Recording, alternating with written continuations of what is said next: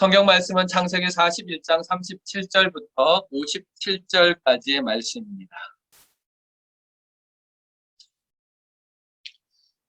그 중에 오늘 함께 55절을 다 같이 읽도록 하겠습니다. 55절입니다. 다 같이 읽겠습니다. 애굽 온 땅이 굶주림에 백성이 바로에게 부르짖어 양식을 구하는지라. 바로가 애굽 모든 백성에게 이르되 요셉에게 가서 그가 너희에게 이르는 대로 하라 하니라. 아멘.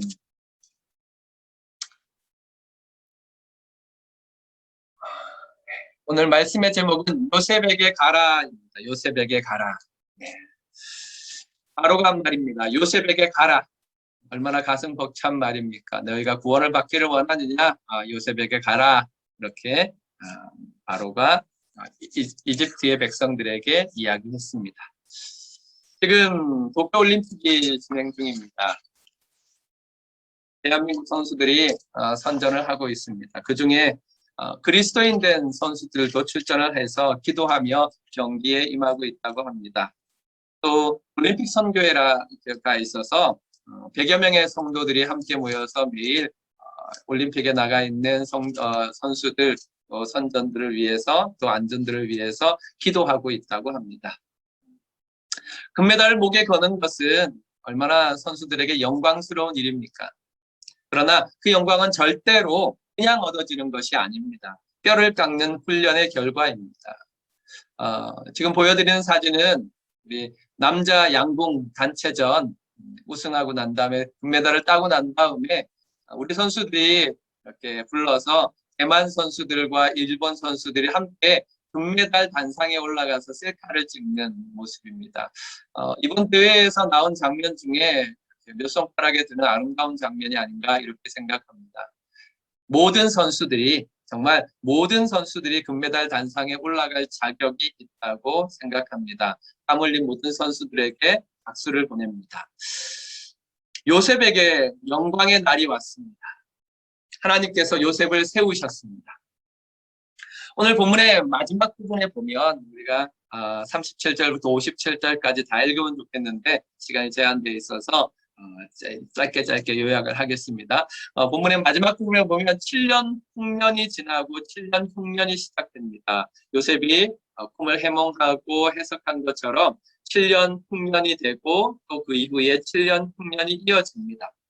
7년 흉년이 되자 애굽 온 땅의 사람들이 굶주리게 됩니다. 백성들이 부르짖으며 양식을 달라고 바로에게 갔습니다. 그러자 바로가 대답한 것이 우리가 읽었던 55절의 말씀입니다. 요셉에게 가라. 요셉이 이집트 모든 백성의 이제 밥줄을 잡고 있는 것이죠. 양식은 다른 말로 하면 생명과 같습니다. 그러므로 생명을 구원하고 싶으냐 요셉에게 가라. 이렇게 바로가 말한 것입니다. 마치 예수 그리스도께서 구원의 길이요 진리요 생명이라고 말씀하신 것처럼 그 시대에 하나님 사람 요셉이 바로 그들이 살 수 있는 생명의 길이 되었습니다. 요셉은 누구입니까? 네, 바로가 보기에 오늘 성경 말씀의 38절부터 쭉 보면 바로가 보기에 그는 하나님의 영에 감동된 사람이었습니다. 하나님의 영에 감동된 사람. 물론 바로가 하나님을 믿는 것은 아니죠. 하지만 고대 사람들은 대부분 모두가 그렇게 공감하고 있었습니다. 하나님의 영, 신의 영에 감동된 사람이 특별한 일을 할 수 있다고 공감하고 있었습니다. 그래서 바로와 그의 신하들은 요셉을 볼 때 하나님의 영에 감동된 사람 이렇게 인정했습니다. 하나님의 영에 감동됨으로 말미암아 명철하고 지혜 있는 자, 그가 바로 요셉이었습니다. 그러므로 말미암아 그는 충성스럽게 7년 풍년을 통해서 7년 흉년을 준비한 사람이었습니다. 46절부터 49절에 나와 있습니다.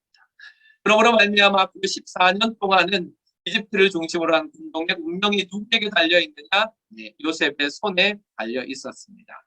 그럼에도 불구하고 요셉은 하나님 중심의 신앙인이었습니다.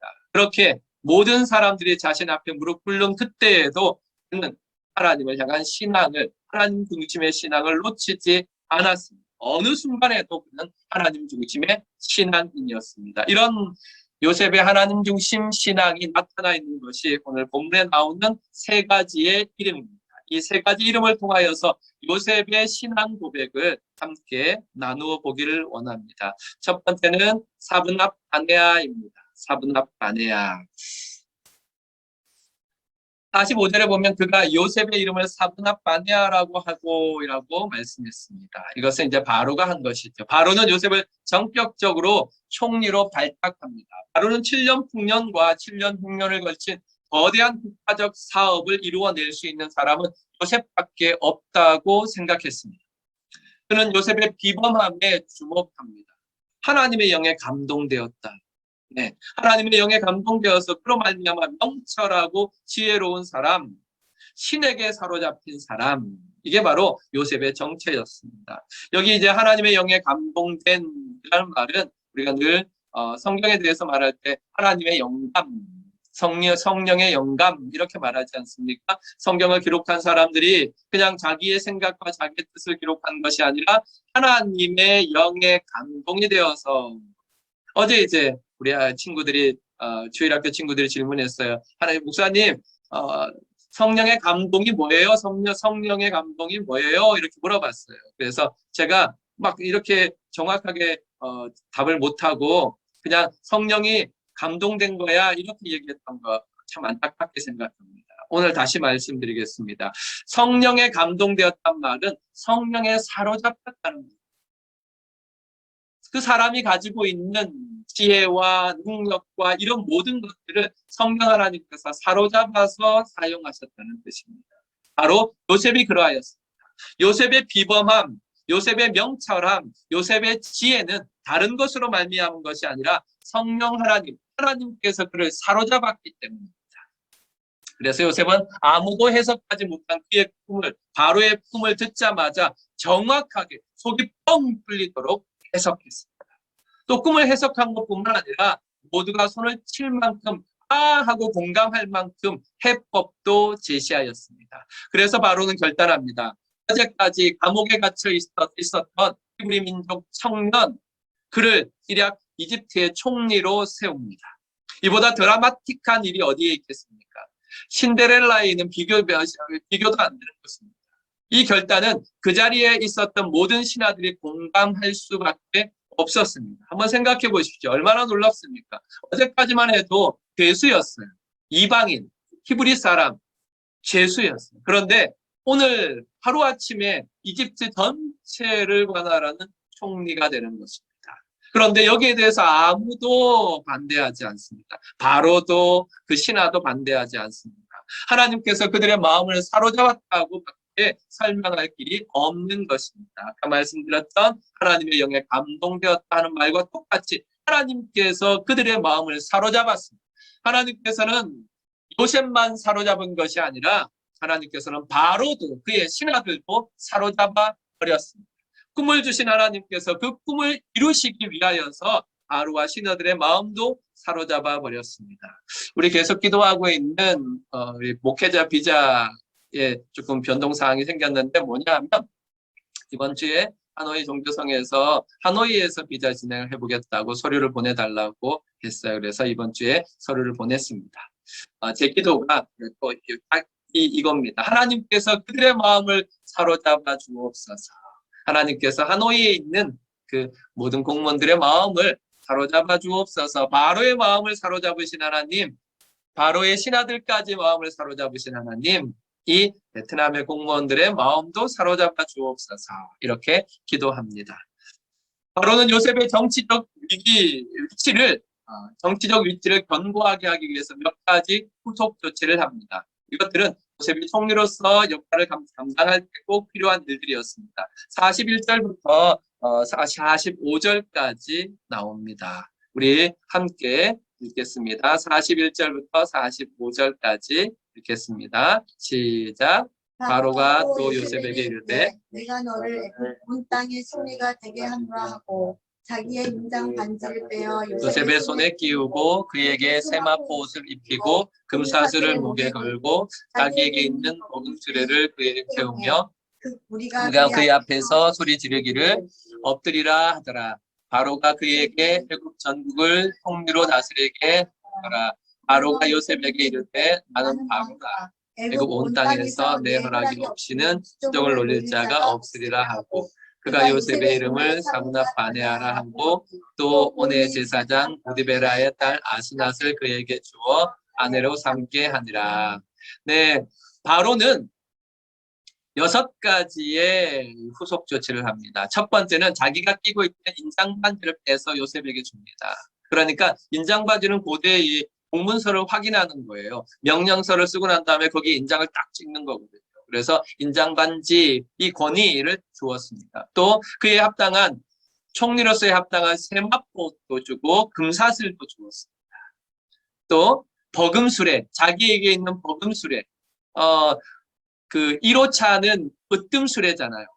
바로가 타는 것은 첫 번째 으뜸수레, 그리고 그 다음 수레 2호차를 이 버금수레로 요셉에게 주었습니다. 요셉이 그런 일들을 감당할 수 있도록 주었습니다. 또 계속해서 요셉에게 새 이름을 준 것이 사므납 바네아라는 이름을 주었고, 마지막으로 온의 제사장. 온의 제사장이라고 하면 이집트 전체에서, 그 당시 이집트 전체에서 두 번째 가는 제사장 계급이었어요. 온 태양신이었거든요. 그 온의 제사장 보디베라의 딸 아스낫을 주어서 아내로 삼게 합니다. 이렇게 바로는 요셉이 정치적인 지위를 갖도록 모든 조건들을 후속 조치로 다 보장시켜 줍니다.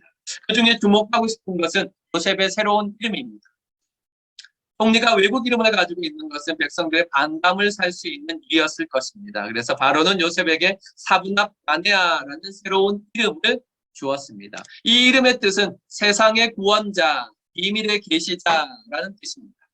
바로는 요셉을 이집트를 구원하기 위해 신들이 보내준 사람이라고 생각했던 것입니다. 바로의 자신감이 여기에 담겨있는 이름이지만 바꾸어 생각하면 이것은 하나님께서 바로에게 심어주신 계시입니다. 하나님께서는 바로가 요셉을 사브납 바네아로 보도록 만들었습니다. 세상의 구원자요 비밀의 계시자로 보도록 만드신 것입니다. 바로에게는 요셉이 바로 신의 계시자였습니다. 정말 바로는 요셉을 통하여서 하나님이란 신을 알게 되었고 요셉을 통하여서 그 하나님의 신의 능력을 알게 되었습니다. 그러므로 바로는 요셉을 통하여 하나님을 본 것입니다. 우리도 그래야 합니다. 우리도 세상 앞에 하나님을 드러내는 사람, 비밀의 계시자, 세상의 구원자로 살아가야 하는 것입니다. 그래서 사브납 바네아라는 이름에는 요셉이 감당해야 할 사명이 잘 나타나 있습니다. 요셉의 꿈을 생각해 봅시다. 모든 사람이 요셉 앞에 무릎 꿇는 꿈이지 않습니까? 세상적인 시각으로 본다면 이집트의 총리가 된 순간, 요셉이 이집트의 총리가 된 순간 그 꿈이 이루어졌다고 생각할 것입니다. 아, 그렇구나. 하나님이 나에게 주신 그 꿈이 이제 이루어졌구나. 모든 사람이 내 앞에 무릎을 꿇는구나. 43절에 보면 바로가 이야기하기를 자기에게 있는 버금수레를 그를 태우며 무리가 그의 앞에서 소리 지르기를 엎드리라 이렇게 말했습니다. 그러니까 예전에 우리 사극이나 이런 데 보면 높은 계급의 높은 그 관직에 있는 사람이 지나갈 때 앞에서 물러거라 하는 것처럼 이 요셉에게도 그런 모습이 보인 것입니다. 그래서 세상 사람들이 생각한다면 요셉은 성공했다. 그 꿈이 이루어졌다. 이렇게 생각할 것입니다. 그러나 요셉의 꿈은 이루어진 것이 아니라 이루어지기 시작한 것입니다. 하나님께서 요셉에게 주신 꿈은 단순히 모든 사람이 요셉 앞에 무릎을 꿇는 것이 아닙니다. 사람들이 왜 요셉 앞에 무릎을 꿇을까요? 요셉이 두려워서 그럴까요? 요셉이 정복자여서 그럴까요? 아닙니다. 요셉에게 감사했기 때문입니다. 차지는 이번에 도쿄올림픽에서 여자 태권도 49kg에서 금메달을 딴 태국 선수예요. 한이팍이라는 태국 선수인데 그 선수가 태국에서 처음으로 올림픽 사상 처음으로 금메달을 땄어요. 그래서 국가적인 환영을 받습니다. 그 국가적인 환영을 받는 자리, 그러니까 태국에 도착해서 국가적인 환영을 받는 그 자리예요. 이 엎드려 절하는 친구가 파니팍이라는 선수인데 앞에 있는 분이 누굴까요? 네, 아버지입니다. 아버지. 파니팍은 공항에 도착하자마자 아버지를 보자마자 그 앞에 무릎을 꿇고 절하고 자기 금메달을 벗어서 아버지에게 줬습니다. 아버지에게 너무 감사하는 마음. 네, 사람들은 왜 요셉에게 무릎을 꿇습니까? 그가 그들의 구원자요, 그들의 생명을 유지하여 할 수 있도록 해주었기 때문입니다. 감사하는 마음으로 그 앞에 무릎을 꿇었습니다. 요셉이 총리가 되는 것은 그의 꿈의 완성이 아닙니다. 하나님의 계획은 요셉을 총리로 세워 세계적 공창기대인 이집트의 곡간을 채우고 이집트를 세계의 곡간으로 삼아서 그 근동을 살리는 것입니다. 7년이라는 흉년 속에서 그 근동을 살리시기 위해서 하나님께서는 요셉을 세우시고 이집트의 곡간을 채우신 것입니다. 이 거대한 프로젝트 중심에는 선택하신 야곱 가문, 곧 이스라엘의 구원이 있습니다. 하나님께서는 이집트를 구원하시고 근동을 구원하셔서 그 중심에 있는 이스라엘을 구원하시기를 원하셨던 것입니다. 그래서 세계사의 중심은 하나님의 구속사입니다. 요셉을 세워 이스라엘을 구원하시고 그것을 통해서 세상을 구원하시는 것이 하나님의 변함없는 계획입니다. 하나님께서는 아브라함에게 말씀하셨습니다. 내가 너를 복이 되게 하겠다, 복의 근원이 되게 하겠다, 그렇게 말씀하시지 않습니까? 하나님께서는 그렇게 하나님의 사람들을 구원하시고 하나님의 사람들의 구원을 통하여서 세상을 구원하시기를 원하십니다. 바로에게 보여준 것이 바로 이 요셉입니다. 요셉에게 주신 하나님의 꿈의 내용도 바로 이것입니다. 바로의 꿈은 요셉의 꿈을 이루어가는 수단이 되었습니다. 결국 바로가 준 새 이름 그대로 요셉은 비밀의 계시자요, 세상의 구원자, 곧 사분합 바네아가 되었습니다. 그러므로 우리는 이 사분합 바네아라는 요셉의 새 이름을 깊이 생각해야 합니다. 왜냐하면 우리도 예수 그리스도로 말미암아 비밀의 계시자요, 세상의 구원자가 되었기 때문에 그렇습니다. 우리는 이 시대의 사분합 바네아입니다. 이 코로나 시대에 하나님께서 우리를 세우셔서 하나님의 비밀을 계시하게 하시고 많은 고통받는 자들에게 하나님의 은혜와 자비를 더하여 주시기를 원하십니다. 그렇다면 우리의 꿈은 어디에 있습니까? 혹시 우리의 꿈이 나의 성공, 가족의 형통, 여기에 사로잡혀 있지는 않습니까? 내 가족이 잘 먹고 잘 사는 것, 이것이 나의 꿈이라 생각하는 사람은 없습니까? 그것이 우리의 꿈의 완성이 아닙니다. 이제 우리의 눈을 들어 하나님의 꿈을 봅시다. 하나님께서 우리를 왜 축복하시는지, 하나님께서 우리를 왜 이끌어 가시는지를 기억해 보시기 바랍니다. 우리의 구원이 하나님이 우리를 구원하신 목적의 끝이 아닙니다. 우리의 축복이 하나님이 우리를 축복하신 축복의 끝이 아닙니다. 우리의 구원을 통하여서 세상을 구원하시길 원하시고 우리의 축복을 통하여서 세상으로 그 축복이 흘러가기를 원하시는 것입니다. 하나님의 사분합 바네아들이여 우리의 눈을 들어 우리에게 꿈을 주시는 하나님을 봅시다. 하나님 수준으로 생각을 합시다. 우리의 시각을 넓혀 하나님이 우리에게 주신 구원할 넓은 세상을 바라봅시다. 그럴 때 우리는 이 시대의 사분합 바네아가 되어 하나님의 비밀의 계시자로 세상의 구원자로 살아가게 될 것입니다. 이 사명을 감당하시기를 주님의 이름으로 축원합니다.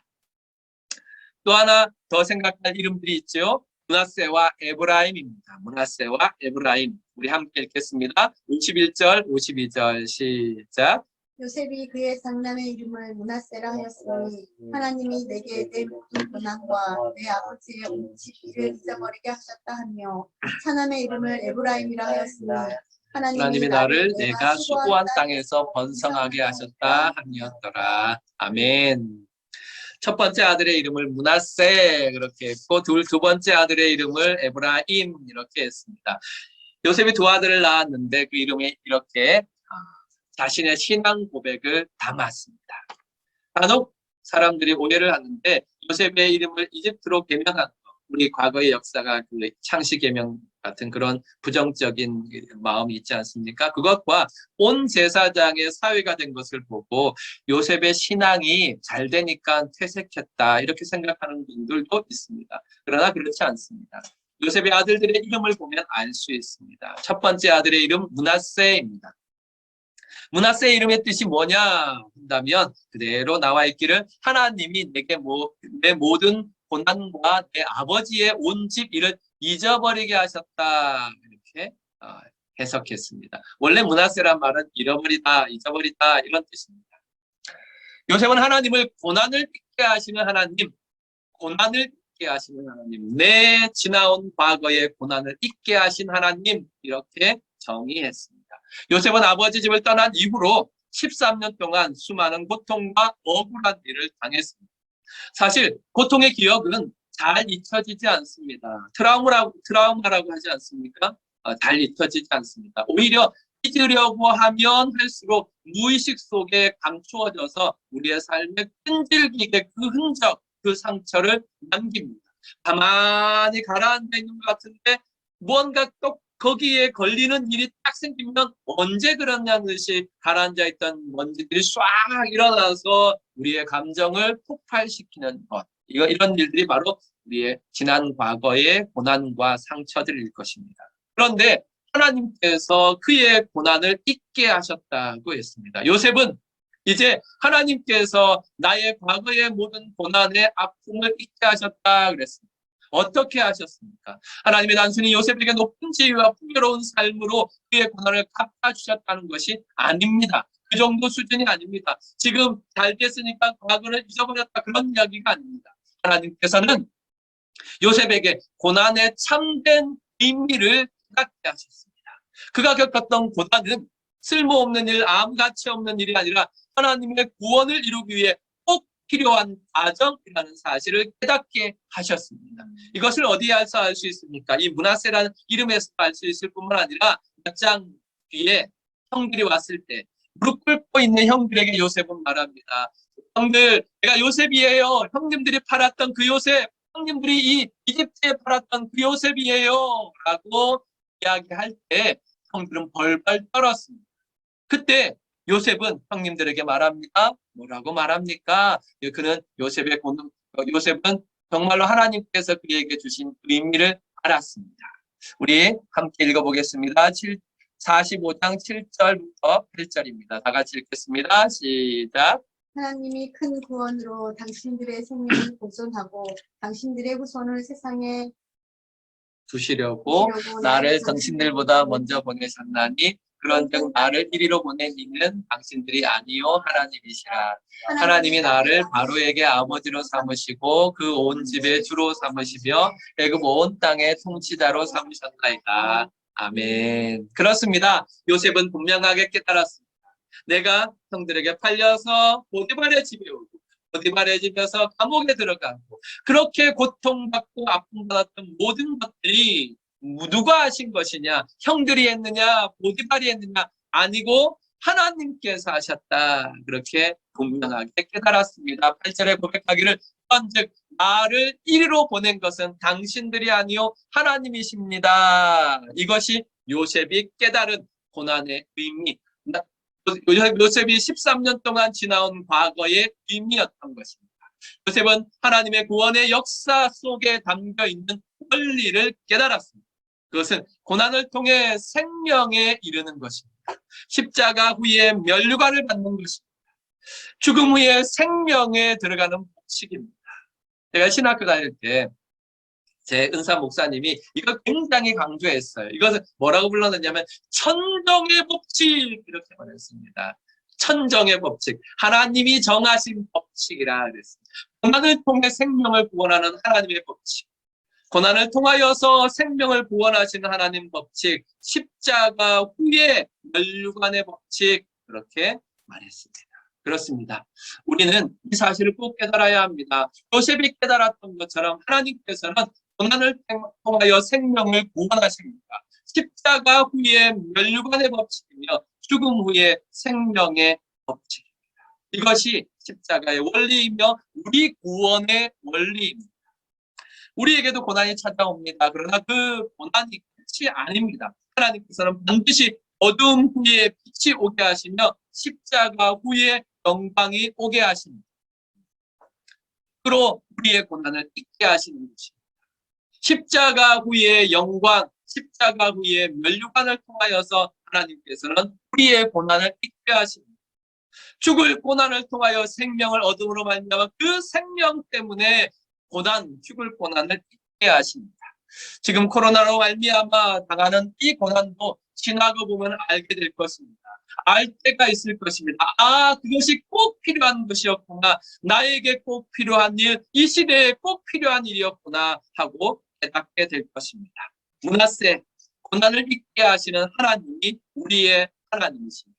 그러므로 우리도 므낫세라고 분명하게 고백하며 십자가 후에 면류관을 받는 고난을 통해 생명을 구원하는 하나님의 법칙을 우리의 삶의 가슴에 새겨야 할 것입니다. 이런 은혜가 우리 모두에게 있기를 주님의 이름으로 축원합니다. 두 번째 아들의 이름은 에브라임입니다. 에브라임의 뜻은 하나님이 나를 내가 수고한 땅에서 번성하게 하셨다. 하나님이 나를 내가 수고한 땅, 므낫세잖아요. 네 수고한 땅에서 번성하게 하셨다 그랬습니다. 요셉은 지금 그에게 이루어진 모든 영광이 그의 것이 아니라는 사실을 깨달았습니다. 크게는 총리가 되어서 모든 이집트 백성들이 그의 앞에 무릎을 꿇는 것과 작게는 가정을 이루어 두 아들을 낳은 것도 모두 하나님의 은혜라는 사실을 깨달았습니다. 정말 요셉에게 지금까지 지내온 모든 것이 주의 크신 은혜였습니다. 그 신앙의 고백을 요셉은 둘째 아들의 이름에 고스란히 담아뒀습니다. 그래서 둘째 아들의 이름을 지을 때 에브라임, 하나님께서 나를 오늘에 이르게 하셨고 번성하게 하셨습니다 하고 지었던 것입니다. 에브라임은 번성, 두 배의 축복이란 뜻입니다. 사진을 보여드리는 것은 남자 유도 66kg의 동메달을 딴, 이번에 동메달을 딴 안바울이라는 선수입니다. 이 안바울이라는 이름에 바울 친숙하잖아요. 바로 바울입니다. 어머니가 지어주셨대요. 그래서 어머니가 지어주신 이름 이 바울인데 어머니가 왜 안바울에게 바울이라고 이름을 지었느냐면 너 바울처럼 살아라 이랬어요. 정말 이 안바울 선수 동메달을 따고 제일 먼저 한 것이 그 맷 뒤에 딱 엎드려서 이렇게 정확한 자세로 기도했습니다. 얼마나 감동적이었는지 몰라요. 이렇게 이 안바울 선수가 동메달 따는 것도 참 어려웠어요. 그런데 그 속에서 딱 동메달 결정되자마자 몇 개 딱 엎드려서 손을 잡고 하나님께 기도했습니다. 바울처럼 산 것이죠. 어머니가 아들을 바라보면서 바울처럼 살아라 하고 이름 지어줬던 대로 그렇게 살았습니다. 요셉은 그의 풍요로움과 그의 부유함 중에서 하나님을 기억했습니다. 그래서 그 하나님께서 이루셨습니다. 지금까지 이루어진 모든 일들이 하나님의 크신 은혜입니다. 라고 믿어서 그 고백을 둘째 아들의 이름에 고스란히 담아놓았던 것입니다.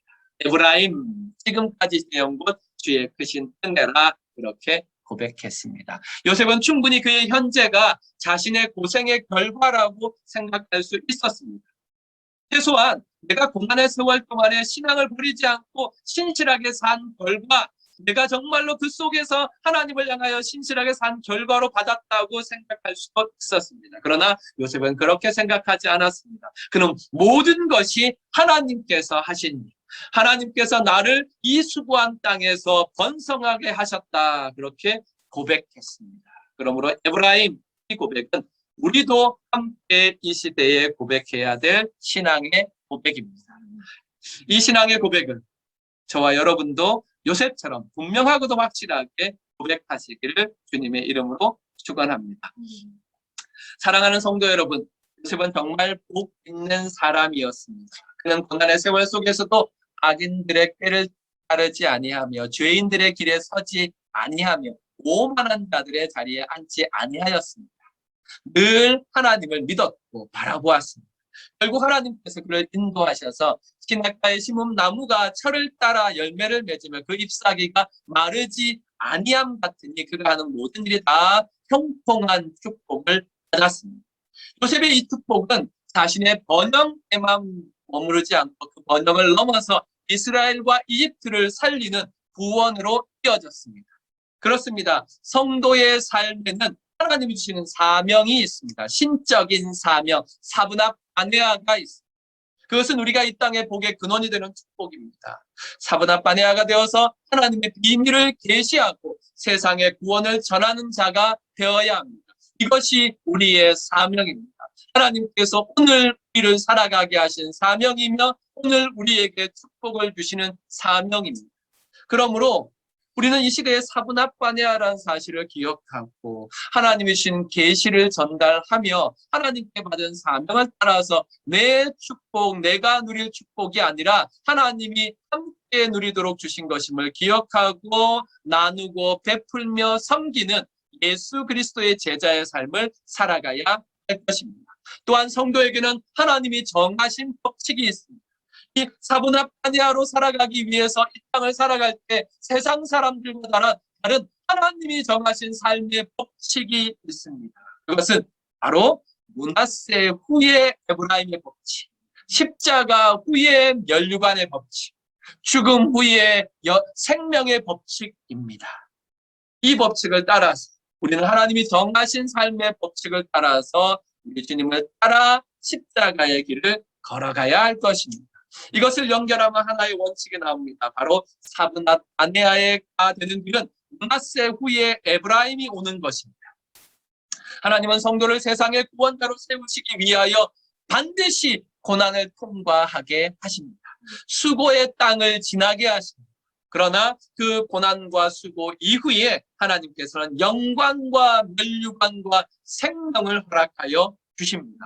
번성의 축복, 에브라임의 축복을 허락하여 주실 것입니다. 이 놀라운 천정의 법칙을 믿으시고 고난과 번성 어느 곳에서나 역사의 주인 되신 여호와 하나님만 바라보며 사시기를 주님의 이름으로 축원합니다.